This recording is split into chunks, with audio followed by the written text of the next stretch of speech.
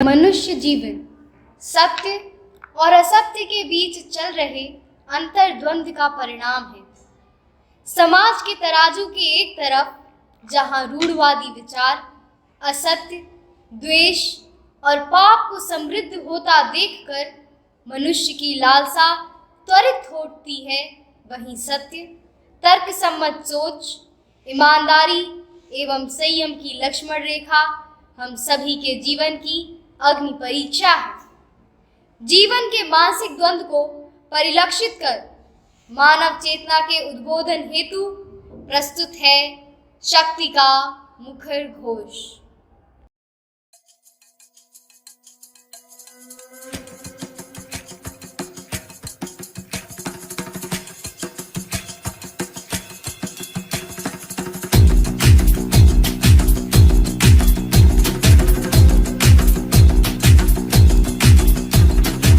जो उठेगा धड़ से कटेगा, कहाँ पे छिपेगा कहाँ पे बचेगा। बात पर है खाद मौत की बिछी भी साथ। उठा तो गिरेगा, गिरा तो चिरेगा, छिपा तो मिलेगा, मिला तो मारेगा। जाग जाग भाग भाग, बच सके तो बच ले आज। आंधी है ये जलजला है, पूरे जोर पर चला है। किसमें दम है जो लड़ा है, कौन रह सका खड़ा है। सबसे अटल सबसे प्रबल शस्त्र रचित, रक्त चरित रक्त चरित रक्त चरित रक्त चरित रक्त चरित रक्त चरित रक्त चरित रक्त चरित रक्त चरित। सबसे अटल सबसे प्रबल शस्त्र रचित, रक्त चरित रक्त चरित रक्त चरित रक्त चरित।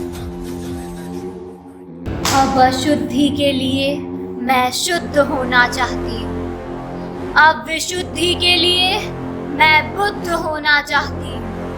चाहती हूँ इस जगत में अशांति चारों ओर। इस जगत के प्रेम पर मैं क्रुद्ध होना चाहती हूँ। चाहती हूँ तोड़ देना सत्य की सारी दीवारें। चाहती हूँ मोड़ देना अशांति की सारी गुहारें। चाहती हूँ इस धरा पर द्वेष फूले और फले। चाहती हूँ इस जगत के हर हृदय में छलपले। मैं नहीं रावण के तुम आओ और मुझको मार दो। मैं नहीं वो कंस जिसकी बाह तुम उखाड़ दो। मैं जगत की हूँ अधिष्ठात्री, मुझको तुम पहचान लो। कलयुग की कालिमा सर्वत्र अपना पाव फैला रही है। जहाँ कालिमा के विचारों से मेल हो भला, वहाँ कैसे बचा जा सकता है। इसी चपेटाघात में पड़ता है एक साधारण सा परिवार। बताओ बहू, डॉक्टर साहब ने क्या कहा? डॉक्टर के अकॉर्डिंग तो सब ठीक है मम्मी जी। बाकी उन्होंने कहा है कि संतान का जन्म 25 जनवरी के आसपास कभी भी हो सकता है। देखो बेटा, ये डॉक्टर अस्पताल सब अपनी जगह ठीक है, इन्हें अपना कर्म करने दो। तुम लोग मंदिर जाओ, दर्शन करो और पंडित जी से परामर्श लो। पंडित जी की सलाह ही सर्वोपरि है। माता जी बिल्कुल सही कह रही हैं।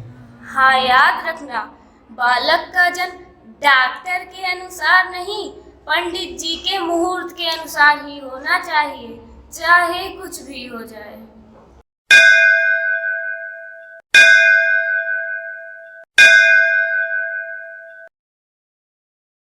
पंडित जी प्रणाम। सुखी रहो बेटा।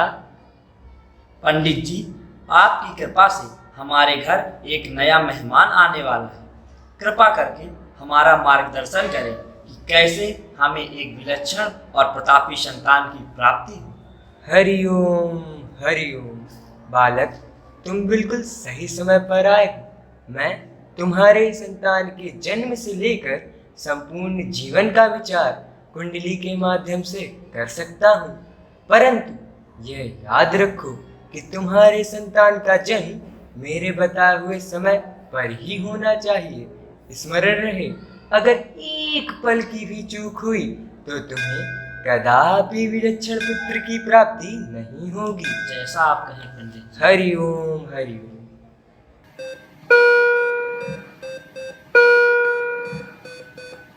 डॉक्टर साहब, डॉक्टर साहब। Yes mister Rajkishore, any emergency?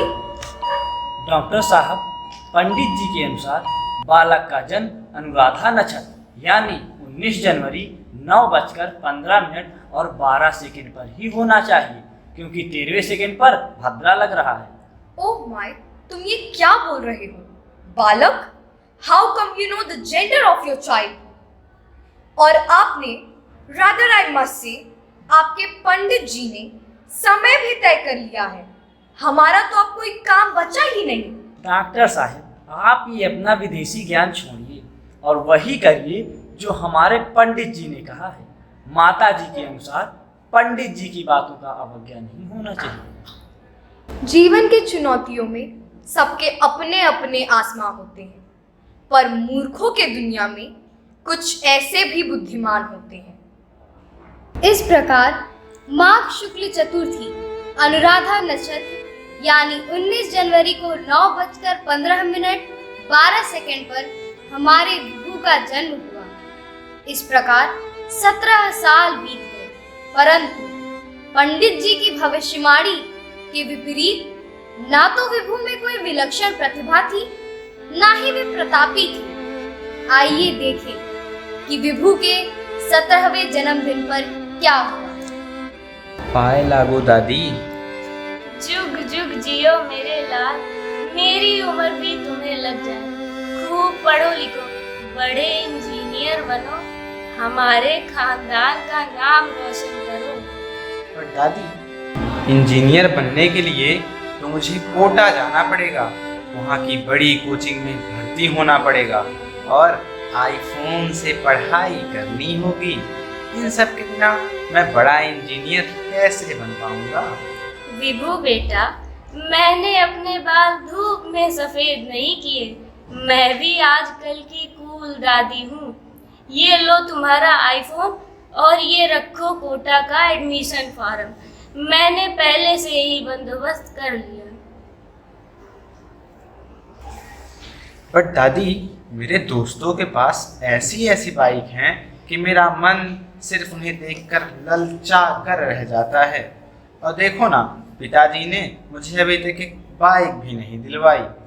अरे तू चिंता मत कर विभू, मेरे चंदा, मेरे सूरज, मेरे कुल दीपक, समझो कि तुम्हारी बाइक आ गई। मेरे बेटे, हम सभी तुम्हें जीवन में उन्नति करते हुए देखना चाहते हैं। तुम्हें मेहनत और लगन से पढ़ाई कर एक सफल इंजीनियर बनना होगा। See Vibhu, we have fulfilled all your wishes and also bought a bike for you. लेकिन संभाल के चलाना, I don't want to get any kind of trouble. ओहो, आप हमेशा मेरे विभू को लापरवाह समझते हैं। मेरा विभू जानता है उसे हेलमेट लगाकर आराम से बाइक चलानी चाहिए। ओह कम ऑन मॉम, अभी तो आपने मेरी कुशलता के लिए भगवान से पूजा की ना। भला कोई हेलमेट किसी माँ के आशीर्वाद से ज़्यादा किसी की रक्षा कर सकता है? और वैसे भी I need to look good, और इस हेलमेट की वजह से मेरी हेयर स्टाइल खराब हो जाएगी।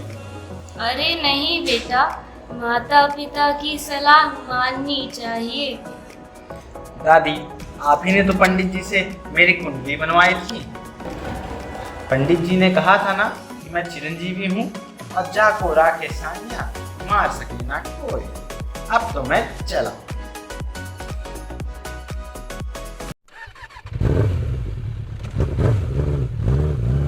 विभू माँ की बात सुने बिना बाइक लेकर निकल पड़ा। फिर वही हुआ जो होना था। ऊर्जा से भरा एक युवा ट्रैफिक के नियमों को ताक पे रखकर सड़क दुर्घटना का शिकार हो गया।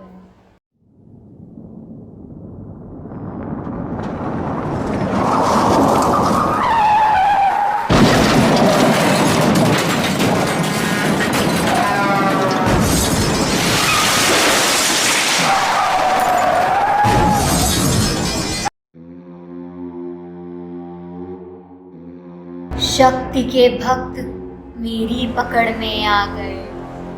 अब तुम्हारे संत जन बेहद अकड़ में आ गए।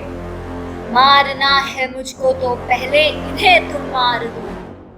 अब नहीं जीतती दुनिया किसी भी देश को, अब हड़प लेती हूँ मैं इन मानवों के वेश को। हा हा हा।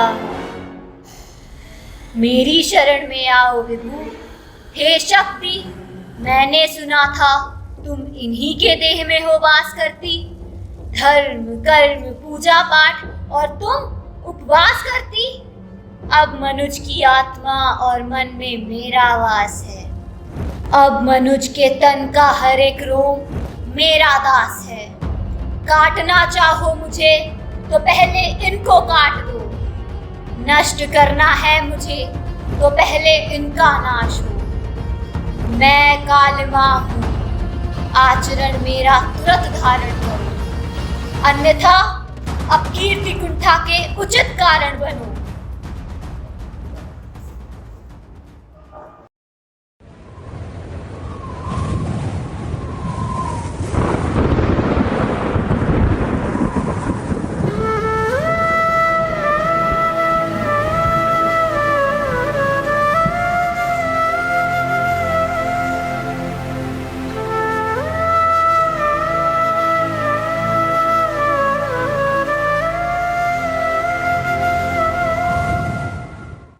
तुम बहुत बोली, मैं चुपचाप सुनती रही। है बहुत सा क्रोध तेरे मन में सत्य के वास्ते, चाहती तू बंद करना है सभी के रास्ते। मुझको चुनौती देके तू भगवान होना चाहती है। अज्ञान का पुतला है तू, पर ज्ञान होना चाहती है। तू स्वयं ही शक्ति और उसका नाद होना चाहती है। तू नहीं कुछ भी कालिमा, इस सत्य को तू जान ले। और कुछ नहीं है वश में तेरे, बात मेरी मान ले। मैं सत्य सनातन आदिदेव, मैं सत्य सनातन शक्ति हूँ। मैं अखिल विश्व की श्रद्धा, मैं मनुज हृदय की भक्ति हूँ। हे ब्रह्म, मैं कलियुग का प्राणी, किस प्रकार संयमित करूं अपनी वाणी। जिस क्षण मैं भीषण आहत हुआ, एक ही पल में रक्त रंजित हुआ, लहूलुहान हुआ। आपका प्रत्यक्ष संरक्षण मुझको न क्यों प्राप्त हुआ। पुत्र ना कर पूरा, बीते पल पर अर्थहीन है तेरा पूरा। हर क्षण तेरा मार्ग मैं प्रदर्शित करती रही। माता पिता के शब्दों में मैं ही दिशा दिखाती रही। अनसुनी कर मात्र आदेश तू परम वेग से बढ़ता गया। कदाचित माँ की बात सुनकर तुमने हेलमेट पहना होगा। पिता का आदेश सुन गति निर्धारित की होती तो तुम स्थिति में ना होती। हर पल में तुम्हारे माता पिता के निर्देशों में तुम्हारे साथ ही। हे शक्ति, अब मेरा एडमिशन बड़ी कोचिंग में कैसे होगा? मैं कोटा कैसे जाऊंगा? मैं बड़ा इंजीनियर कैसे बन पाऊंगा? विभु, अपनी प्रतिभा को पहचानो। स्वयं से यह प्रश्न करो कि तुम कैसे इंजीनियर बनना चाहते हो। वह जो अपनी क्षमता से नहीं अपितु बेईमानी एवं लोभ के वशीभूत होकर लाखों लोगों की जान ले ले। कालिमा बीत रही बीमारी है। कालिमा मनुज हृदय की प्रत्याशा। कालिमा तो उसकी बेकारी है। कालिमा वो जिसका अस्तित्व नहीं, कालिमा वो जिसका व्यक्तित्व नहीं। कलयुग तो एक कल्पना है, इसमें जीवन का सत्य नहीं। पंडित जी की भविष्यवाणी चाहे जो भी थी, पर परमात्मा का वरद हस्त पड़ते ही विभु की कालिमा से कलुषित आत्मा चैतन्य हो गई। सत्य निष्ठा की ऊर्जा से विभु भर गया। कालिमा अब विभु को छोड़ किसी और वेश की तलाश में थी। उसे इस कार्य में बहुत परिश्रम नहीं करना पड़ा। आखिर बहुतेरे ही कालिमा के अनुयायी थे। इधर विभू को विधाता ने कस्टम ऑफिसर के रूप में प्रस्तुत किया। अब विभू एक ईमानदार सरकारी अफसर बना। क्या कालिमा ने विभू का पीछा छोड़ा? सर, आज की रेड में तो गजब ही हो गया। रेड सुनीता कॉस्मेटिक इंडस्ट्रीज में थी। वहाँ पर बहुत सारे ऐसे केमिकल मिले जिसका यूज़ पूरी तरह से इलीगल है। मैंने सारा सामान जब्त कर लिया है। साथ ही साथ कंपनी के मालिक जयंत कोठारी को भी नोटिस भेज दिया है। वह आते ही होंगे। उनसे कुछ इंक्वायरी करके फिर चार्जशीट तैयार करता हूँ। You please don't worry, I will take care of this.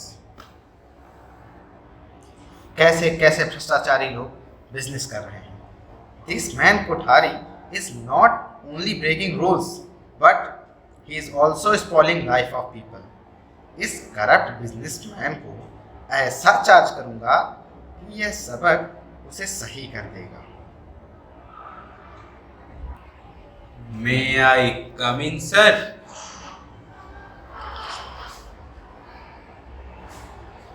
आइए mister Kothari. I will not say most welcome because you are involved in corrupt practices.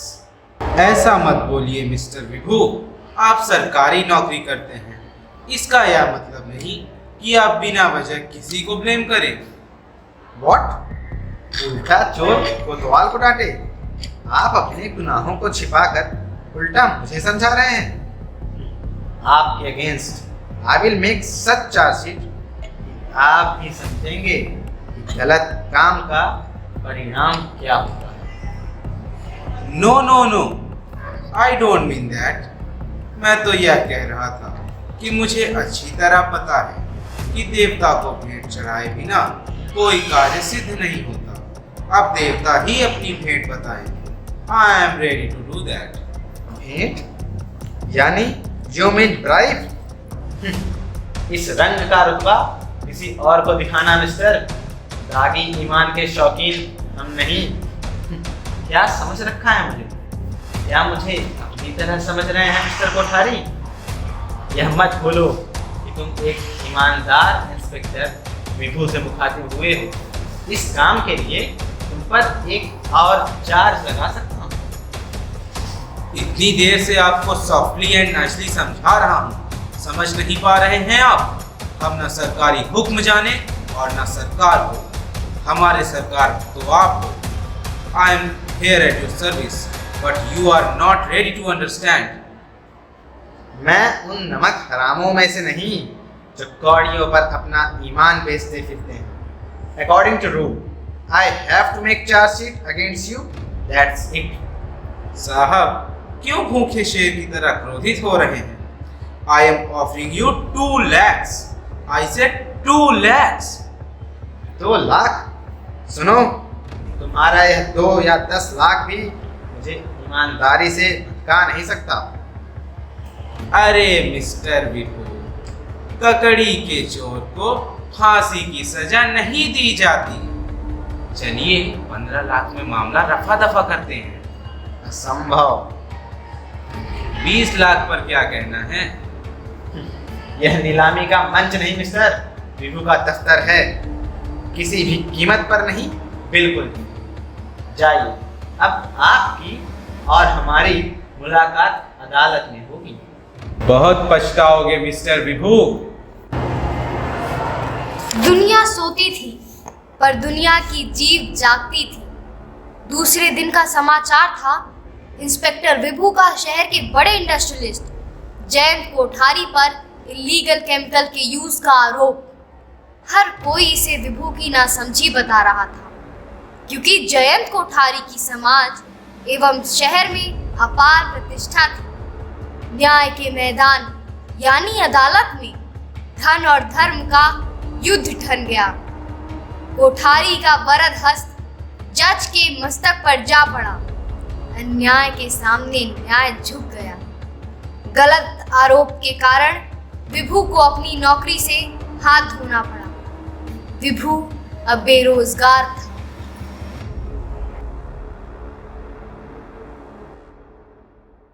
चलते वक्त इस अभागे को खूब समझाया था। मैंने कहा था मासिक वेतन तो पूर्ण मासिक का चांद है जो एक दिन दिखाई देता है और घटते घटते लुप्त हो जाता है, और ऊपरी आय तो बहता हुआ स्रोत है जिससे व्यक्ति की प्यास बुझती है। इसी नौकरी के चलते एक हैसियत वाली पार्टी भी टकरा गई थी। बोलोरो नियो तो बिना मांगे ही दे रहे थे। सगाई के लिए वृंदावन गार्डन भी बुक कर लिया था, लेकिन यहाँ तो 10 दिन फूला फूल के खाखर भया पलास, 4 दिन की चांदनी फिर अंधेरी रात। अरे मूर्ख, वह कोठारी की रिश्वत नहीं, लक्ष्मी थी लक्ष्मी, जिसे छोड़कर तूने नौकरी ही नहीं एक लड़की का हाथ भी खो दिया। नालायक, अभी मेरे घर से निकल जाओ। जयंत कोठारी ने अपने धन वैभव के बल पर विभू को नौकरी से तो हटवा दिया, लेकिन उसकी ईमानदारी का सेवक भी बन गया था। इस हीरे को पाने के लिए वह राजकिशोर के घर आ पहुंचा।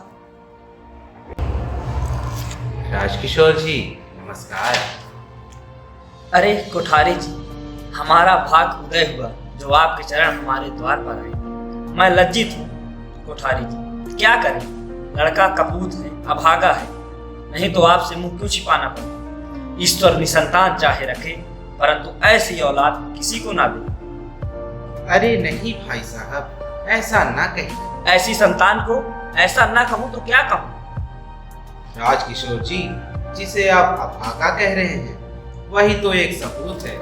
मैंने हजारों रईस देखे, सभी को अपने धन का गुलाम बनाकर छोड़ दिया, परंतु ऐसा ईमानदार कर्मचारी मैंने आज तक नहीं देखा। मुझे माफ कर देना विभू। कोठारी जी, यह आपकी उदारता है, परंतु क्षमा कीजिएगा, उस दिन मैं धर्म की बेड़ी में जकड़ा हुआ था। विभू, मेरी एक प्रार्थना है, मना मत करना, इसे स्वीकार कर लो। कोठारी जी ने एक स्टाम्प लगा हुआ पत्र निकाला, जिसमें उन्होंने विभू को अपनी सारी स्थायी संपत्ति का मैनेजर नियुक्त किया था। 80,000 वेतन के साथ रोजाना खर्च एवं साथ में गाड़ी और बंगला भी।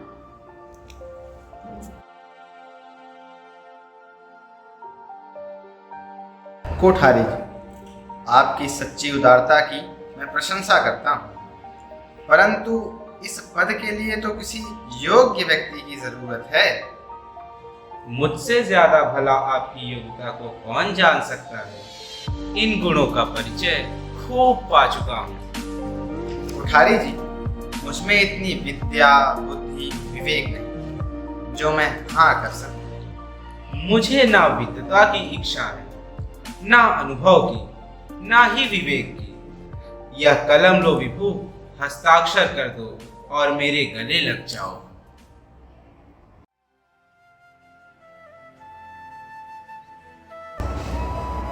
मैं भी अनंत, तू भी अनंत, तू संग संग मैं अंग अंग, तू है अरूप मैं दिव्य रूप, तू कल है कपट का है कुंड, तू खंड खंड मैं हूँ अखंड, मैं शांति रूप मैं हूँ प्रचंड, मैं अर्थवान मैं धर्मवान, मैं मोक्षवान मैं कर्मवान, मैं ज्ञानवान विज्ञानवान, मैं दयावान मैं कृपा निधान, संत भी मैं हूँ अंत भी मैं हूँ, आदि और अनंत भी मैं हूँ।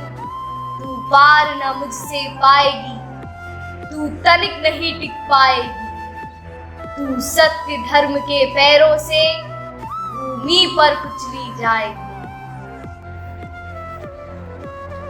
मैं धम धमाधम अधम नीच, मैं पड़ी हुई कीचड़ के बीच, मैं विकट हटी मिथ्याचारी, हे पतित पुरातन व्यभिचारी, हे शक्ति पाप हरो, मेरे कसूर को माफ करो, और अंतस की कालीक को हे शक्ति तुम धीरे धीरे साफ करो, तुम धीरे धीरे साफ करो।